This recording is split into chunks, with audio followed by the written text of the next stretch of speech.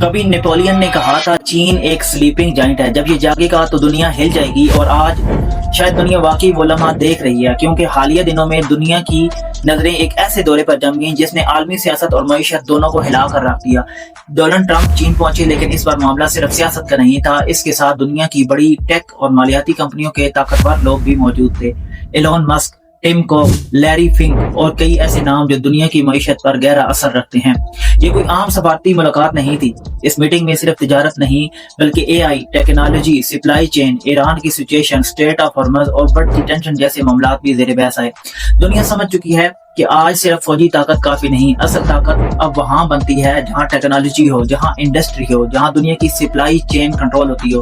چین نے پچھلے کئی سالوں میں خاموشی سے اپنی اکانومی، اپنی مینوفیکچرنگ اور اپنی ٹیکنالوجی کو اس مقام تک پہنچا دیا ہے جہاں اب دنیا کی بڑی کمپنیز بھی اس مارکیٹ کو نظر انداز نہیں کر سکتی۔